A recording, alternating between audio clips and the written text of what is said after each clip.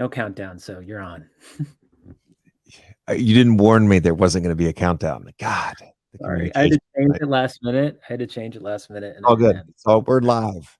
We're live. Welcome to Islands in the League, our live YouTube reacts to conference finals and NBA finals. Let's just say it. What a fantastic basketball game. I thought both teams did a lot of things well. Both teams reacted well to both game one and things that were happening within the game. First of all, it's been a long day of basketball for me. I was in New Jersey all day coaching my oldest son in an AAU tournament. Yes, we won.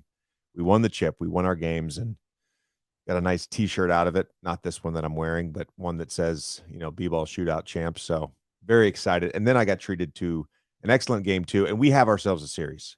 My hope as a basketball fan is that we get a great NBA Finals, and really felt like if Miami were to get down 2-0, it'd be hard for them to come back. But right now, as it stands, a lot of good things from the Miami Heat. First of all, with the lineup change, putting Kevin Love in, he can then guard Aaron Gordon.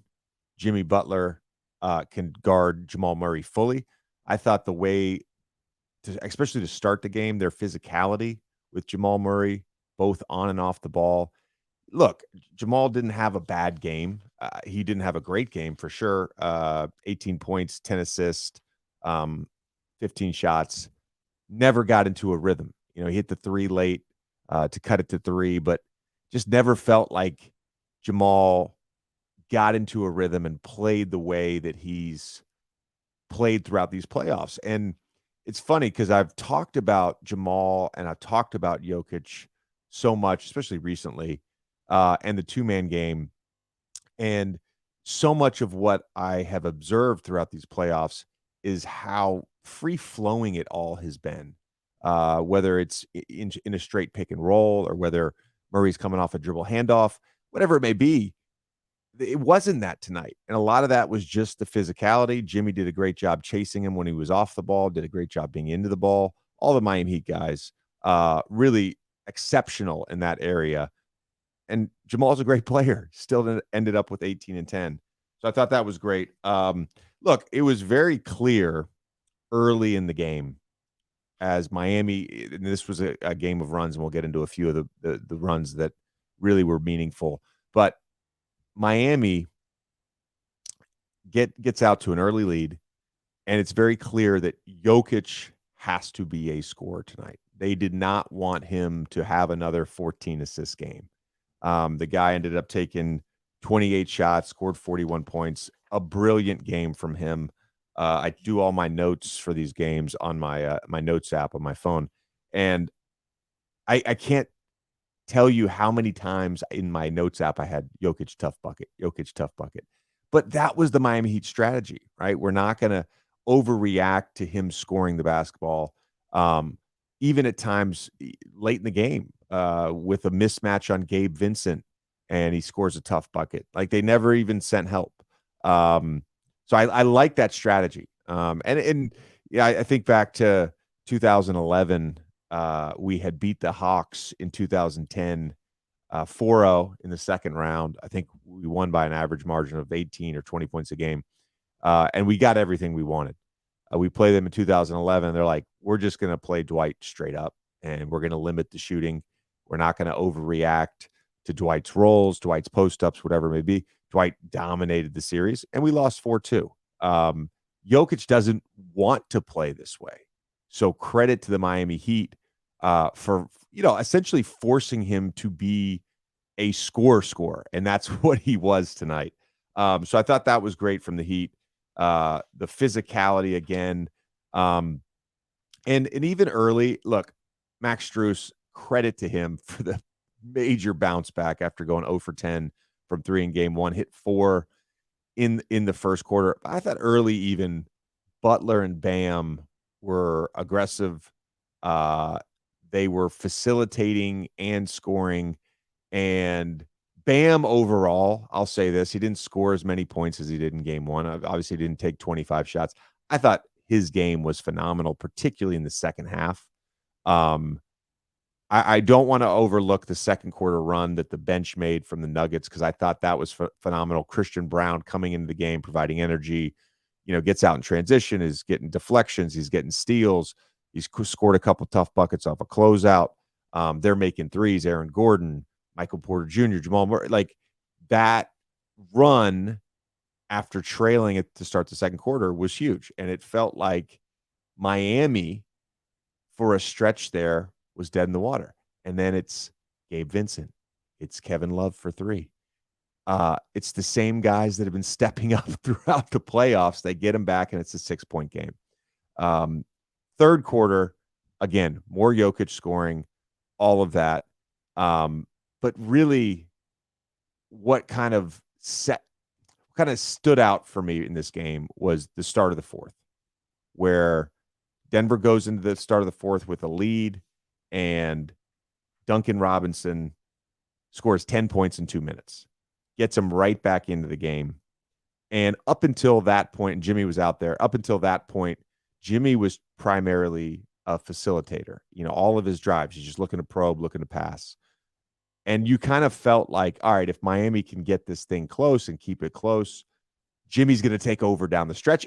And sure enough, that's what he did. But it wouldn't have happened without that Duncan Robinson run. And there were two things that stood out to me in that run. Number one, twice on the same play, which is just delay action, Duncan curled to the middle. Gabe Vincent went to set the screen. Duncan came out of the left corner. He curled to the middle. The first time, they tried to switch, but Christian Brown just kept chasing Duncan. And Gabe Vincent got a three. The second time, Christian Brown trailed Duncan. They didn't switch. Duncan gets a layup. I want to say this. At the end of my career, when everybody was running delay, we had a very simple rule. If there's a pin down on delay action and the big has the ball up top and the guy getting the screen curls towards the basket, automatic switch. Automatic switch. And there were multiple coaches that taught that. I don't think in that scenario where it's Gabe Vincent and Duncan Robinson, you're not creating a mismatch if you switch. That should have been a switch. Michael Malone will watch that in film, and he'll tell them that should have been a switch. That's a principle in guarding delay action. You have to switch that twice, back to back. That's 5 points right there. KCP, 2 fouls on threes, one on Vincent, one on Lowry. That's 6 points. Some of it was just the Miami Heat execution, and some of it, Denver made some mistakes. I thought Miami played phenomenal basketball, and I thought Denver played really good basketball. But some crucial mistakes, like I talked about, Jimmy taking over down the stretch. And then, the one guy for me, and we just had him on the podcast, love him to death, thought he's been fantastic in his role throughout these playoffs, is Michael Porter Jr. Double-double in game one, didn't shoot the ball well, thought he was really good defensively. He struggled tonight. He didn't have a great game, 1 for 6. He's now 3 for 17 from 3 for the series. Feels like for Denver to win this series and really separate themselves a little bit, he's going to have to shoot the ball better. And I would go out on a limb here in the same way that Max Strus won the play-in game against Chicago Bulls with having a big shooting night. Michael Porter Jr., he's capable of having a big shooting night and helping the Nuggets essentially win a game just off his shooting alone. I think he's that good. Late game, just real quick. The second thing that stood out during that stretch with Duncan Robinson, they called timeout twice. First time, 85-83, Duncan hits the Hezzy 3 over Jeff Green. They call timeout, come out of his zone. They turn the ball over. They come out of his zone. Jamal Murray has to take a tough shot clock violation. Next time, Miami's now winning, call a timeout. They come out in the zone. Jokic has the offensive foul on Gabe Vincent. Then they just go basically exclusively zone down the stretch. And like I've been saying, and like Duncan kind of co-signed, it's a shape-shifting zone. At times tonight, it was a straight 1-3-1. They were so preoccupied with keeping the ball out of the middle with Jokic, they just put somebody there. Then there's times where it looks a little bit more like a traditional 2-3. Then there's times it looks more a little bit like a 3-2. and they just rotate and scram out of everything. I just, man, I love that basketball game. I love what the Miami Heat did. And it gets to late game, 3-point game. Again, in that scenario, I don't have a problem with the timeout. The reason why, sometimes I do. Sometimes I do. The reason why, I think you got to go quick. And I'm actually kind of surprised Miami didn't foul. I thought Jimmy at one point when he knocked the ball away from Murray was going for the foul. But it gets under 8 seconds or so. You call a timeout. There's 11, 12 seconds on the clock, whatever it may be. You get the ball in, try to set something up. Other team's going to foul because the coaches communicated that. And whether it's biblical and canonized for the Miami Heat to foul under 8 seconds, I think Michael Malone, you probably thinking, all right, we got a chance. Let's go put the ball in our two best players' hands, Jokic and Murray, and we'll create a good shot. And of course, it ended up being a tough shot and hit the front of the rim, but just a fantastic basketball game. Loved every bit of it. Loved every bit of it. Maybe overlooking some guys. It's interesting. Oh, yeah, the one guy, of course, Gabe Vincent is he's a great basketball player.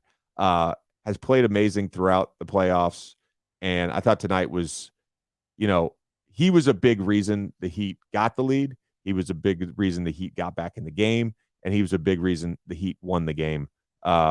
This dude is going to get paid this summer. Somebody's going to pay him, and I'll go out on a limb and probably say it's the Miami Heat because this guy just fits their team perfectly. Phenomenal job from him. And I'll say Kyle Lowry, too, who had a couple key buckets. Want to open this up. Jason, I know you've been anxiously keeping track of some questions for us. Why don't we answer a couple questions here? All right. So first up from Logan D. JJ, how do you think Tyler Herro will affect the series going forward? It's a good question. I think he will be a positive for the Miami Heat. It's interesting because anytime a player gets hurt, I think that, and then a team goes on a run, it's the knee-jerk reaction is like, oh, the Heat are better without Herro. I don't believe that for a second.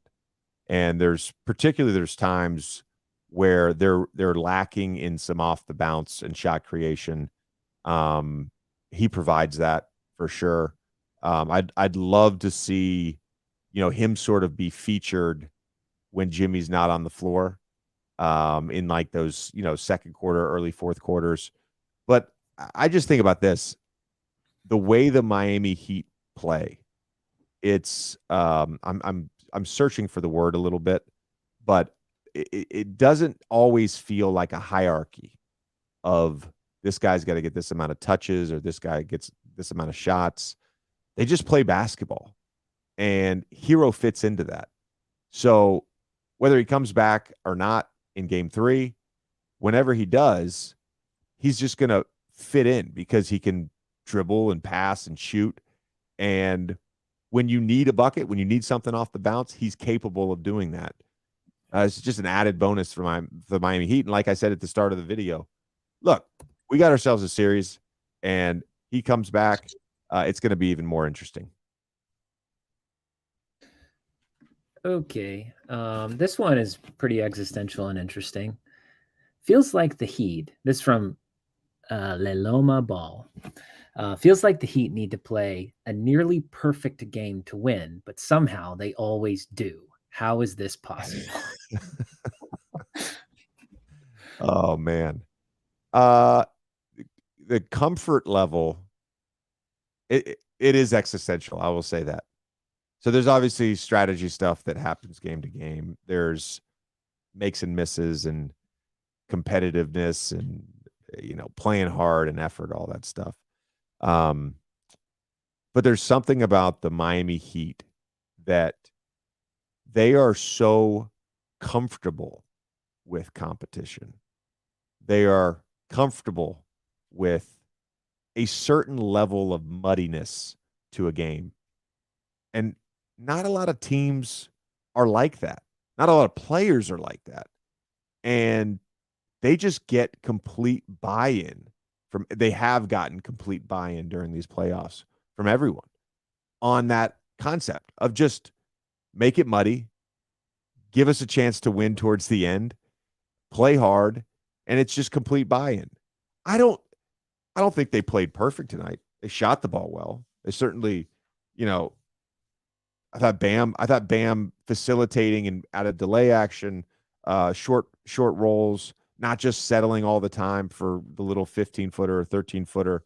But I didn't think they played perfect. They shot really well, but they've shot really well in a number of games in these playoffs. All right, one more, Jason. Okay. Okay. Do you think Spoelstra will be reliably be able to contain Jokic's passing for the rest of the series? That's from Trav. It's a good question. So I think some of the adjustment Denver will have to make will have to be trying to get bodies off of Jamal Murray. So by doing that, you draw, if Murray and Jokic can play together in the two-man where there's space, inevitably a third defender is going to come into play because you're going to have to overreact to Jamal Murray making shots. That's part of it. So the comfort level for Jamal Murray is the key to unlocking Jokic. Because look, I think Jokic one-on-one in the post, they did it all night. They were cool with it. There was a couple digs where he kicked out. They were cool with him making shots one-on-one. It's really the two-man action. So if you can be on the body with Murray, if you can fight over screens, if you can chase and get right back in front after a dribble handoff, then there's no advantage on the backside for Jokic. So it's really to me, it's about that. It's less about Jokic having the ball in his hands and go like they're gonna. I firmly believe they are gonna live with that. It's really about Jamal Murray. Does he open it up and get the third defender involved, where all of a sudden he's hitting Jokic and now it's Michael Porter Jr. 3, Jeff Green back cut out of the corner, whatever it may be. That's what it is for me. This has been another Islands in the League presented by our friends at DraftKings. We'll be doing this again, I believe, games 3 and 4 in Miami. Can't wait. Thank you, guys.